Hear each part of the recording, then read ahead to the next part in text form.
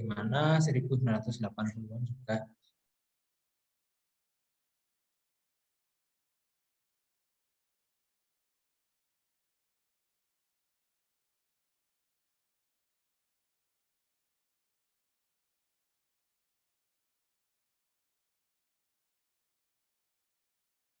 Nah, ini di Indonesia ya. Jadi, nah ini bagaimana di Indonesia ya. Saya sendiri ya menyadari kalau perkembangan teknologi informasi keperawatan di Indonesia itu masih sangat tertinggal ya dengan negara-negara lain. Ini sebenarnya pemerintah Indonesia sudah mempunyai visi yang jelas tentang sistem informasi kesehatan ya pada tahun untuk 2010, tapi sampai dengan saat ini ternyata belum dapat dilaksanakan secara optimal.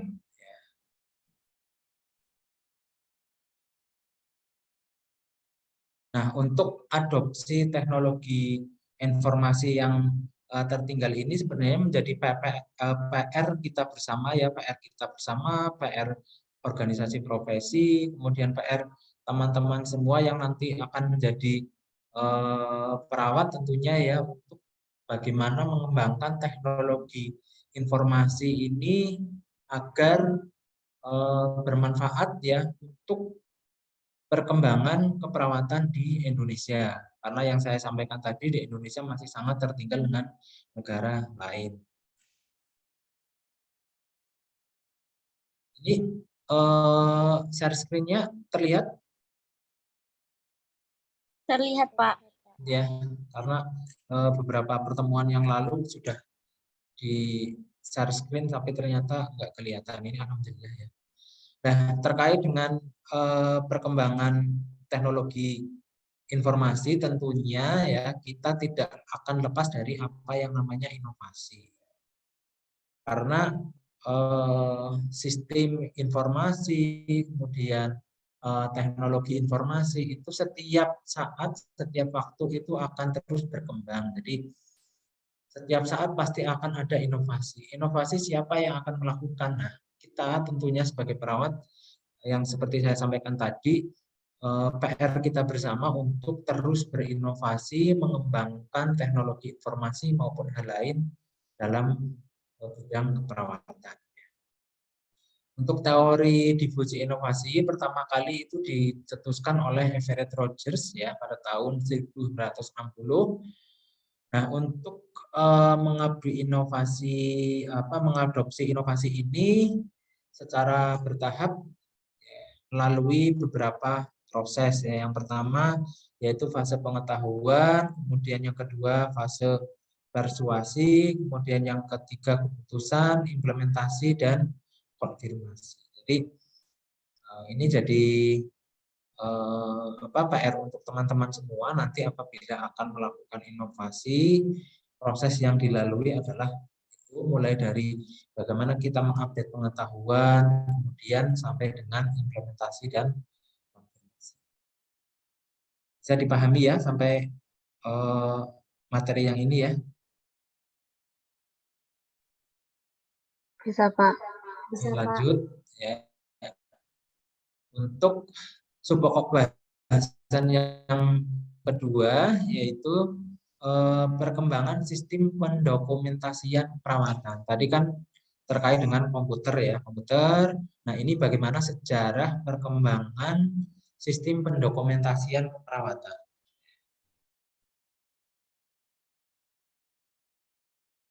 Proses dokumentasi keperawatan itu pertama kali tentunya sudah dilakukan oleh Florence Nightingale ya. Dari awal perawatan itu ada ya, tapi tentunya belum sempurna pada saat itu, ada perkembangan-perkembangan, tapi Florence itu sudah menulis tentang pentingnya komunikasi di antara pemberian layanan keperawatan. Jadi memang dari zaman awal keperawatan ada itu dokumentasi pasti sudah ada, tetapi perkembangannya sampai dengan saat ini itu kita sudah ada yang menerapkan dokumentasi keperawatan berbasis komputer. Kalau di awal-awal di Indonesia itu dulu di RSUD Banyumas itu sudah dokumentasi keperawatan ya, Nanda, Niknok, diagnosa keperawatan dan semuanya itu kita tinggal klik apa yang dibutuhkan, kemudian diagnosa perawatan yang sesuai, ya itu nanti tinggal klik keluar intervensi, kemudian implementasinya kita tulis, evaluasinya seperti apa, jadi sudah sistem informasi dokumentasinya itu sudah bagus.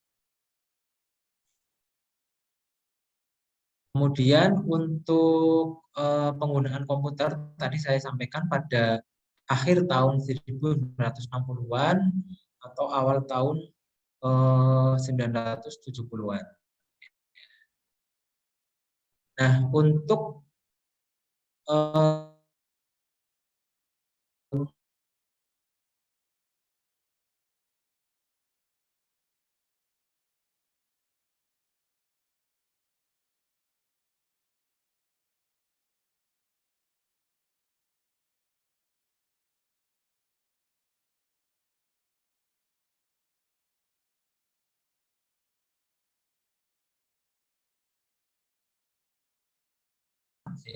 terus berkembang di negara-negara Eropa, dan kemudian untuk yang pendokumentasian yang berbasis komputer itu sendiri diperkenalkan pada akhir abad 20.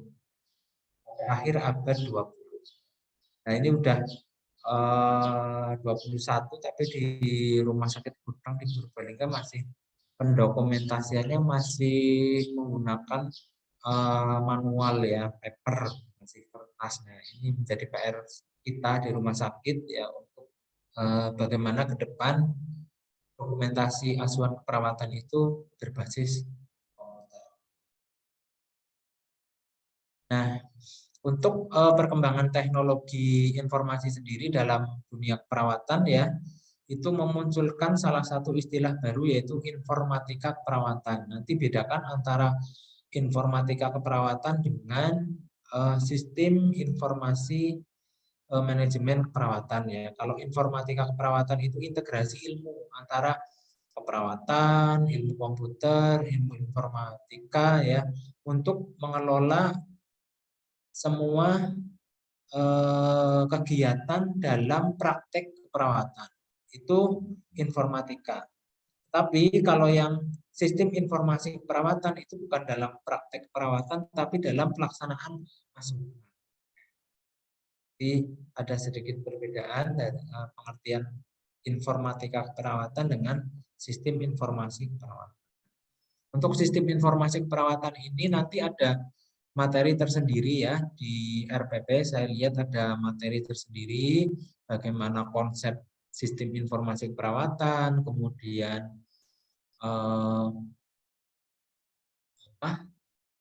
keuntungan, kerugian, kelebihan dan lain sebagainya terkait dengan sistem informasi keperawatan.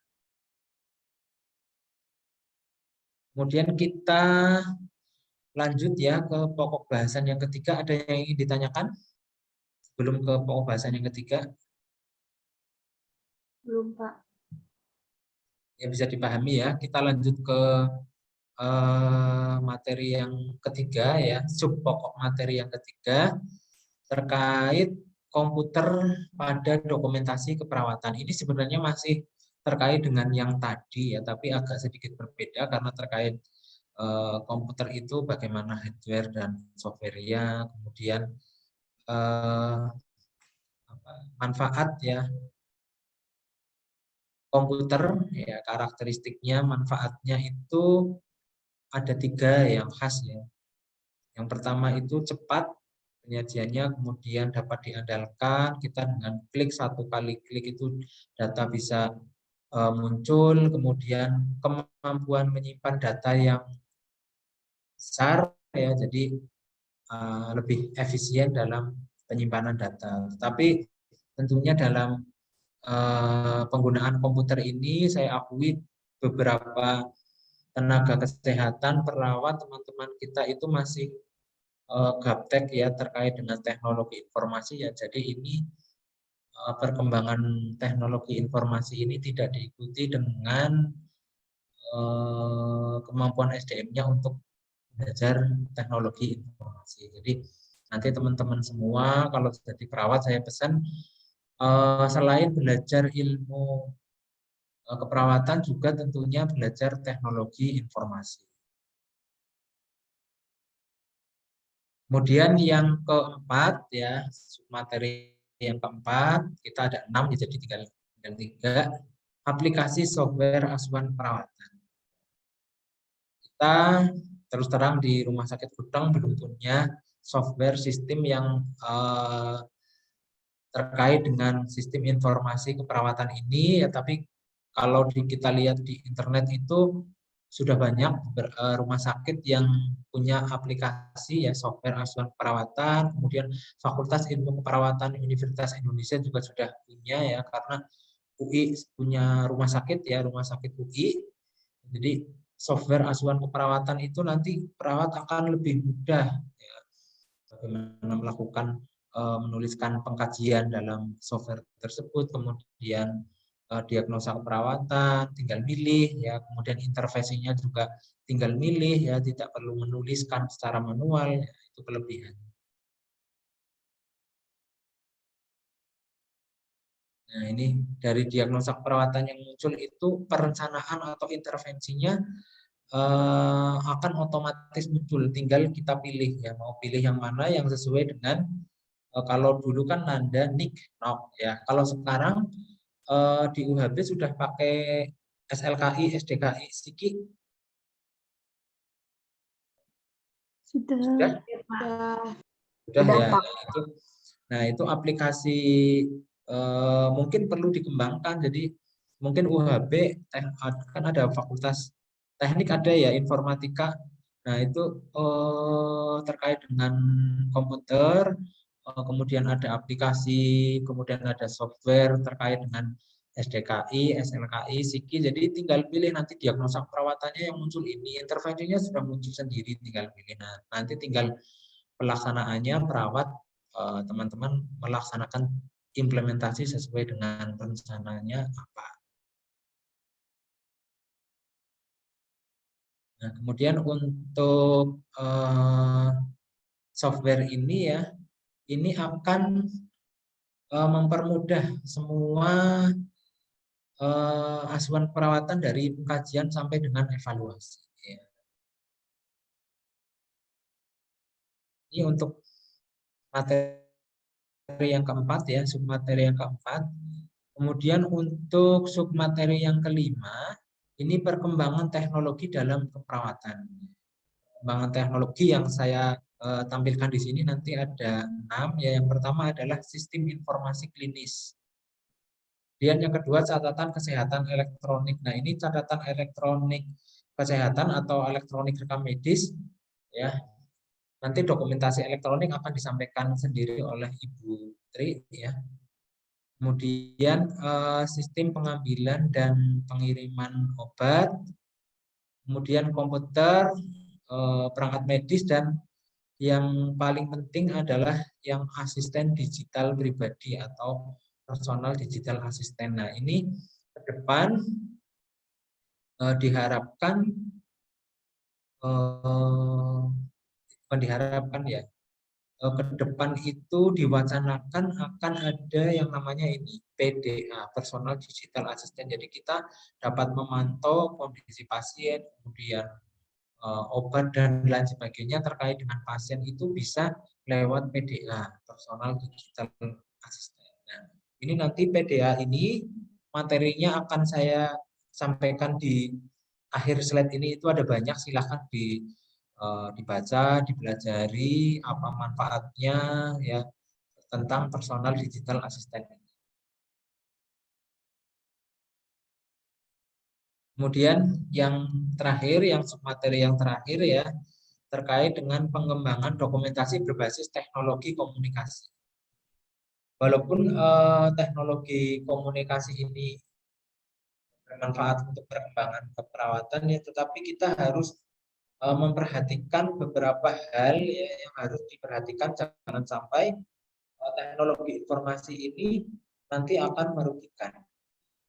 Pertama ya terkait dengan catatan kesehatan elektronik. Nah, ya, Catatan kesehatan elektronik ini kan catatan kesehatan pasien kan rahasia, jadi jangan sampai informasi yang terkait dengan kesehatan pasien, informasi pribadi itu bocor, karena dokumentasi rekam medis nanti dikhawatirkan ada orang yang dapat mengakses dokumentasi tersebut padahal bukan pewenangnya.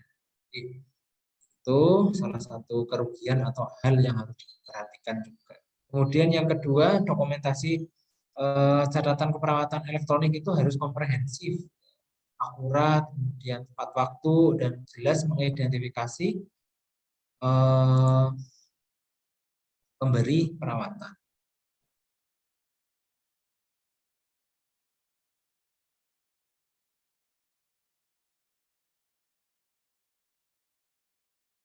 Ini untuk entry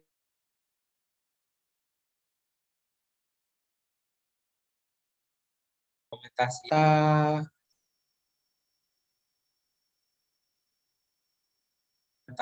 ya, kita tuliskan ya sampai dengan evaluasi. Nah, untuk lembaga, institusi atau instansi yang menggunakan dokumentasi elektronik ini harus memperhatikan hal-hal yang memang harus didukung oleh kebijakan rumah sakit, kebijakan instansi ya, agar apabila terjadi kesalahan data, kemudian ada terjadi bagaimana penghapusan informasi, bagaimana mengupdate ya, bagaimana pelacakan akses itu bisa dilaksanakan. Kemudian yang terpenting itu kerahasiaan dari informasi terkait dengan kondisi pribadi pasien itu dapat dirahasiakan atau rahasianya itu tidak bocor ke orang yang tidak berhak atau bukan orang yang berwenang. Ini terkait dengan pendokumentasian. Nah, ini terkait dengan PDA yang materinya yang saya sampaikan tadi itu ya, personal digital assistant itu nanti silahkan dipelajari ya, karena ini banyak sekali. Jadi ini memang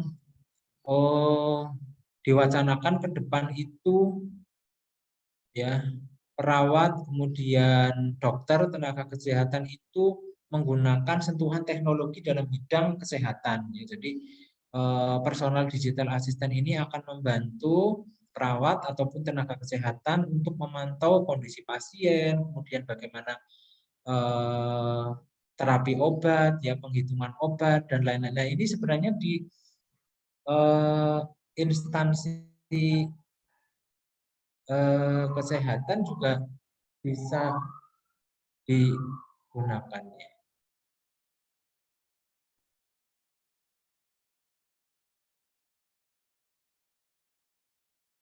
Itu yang dapat kami sampaikan ya. Materinya nanti saya share ke ini aja ya, yang kemarin WA siapa namanya, Mbak siapa itu ya. Saya Pak. Iya, nanti saya share ke jenengan ya materinya. Baik, Pak. Baik, Pak. Nanti terkait dengan PDA silahkan dipelajari karena sangat banyak, jadi nanti bosan kalau sampaikan satu persatu.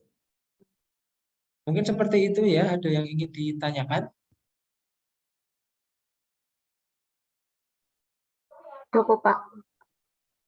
Ya, kalau tidak ada yang ditanyakan, saya akhiri ya. Barangkali ada yang mau masak. Persiapan buka puasa. Ya, saya akhiri ya. Wabillahi taufiq wal hidayah. Assalamualaikum warahmatullahi wabarakatuh. Waalaikumsalam warahmatullahi wabarakatuh. Terima kasih, Pak. Terima kasih, Pak. Ya, Terima kasih, Pak.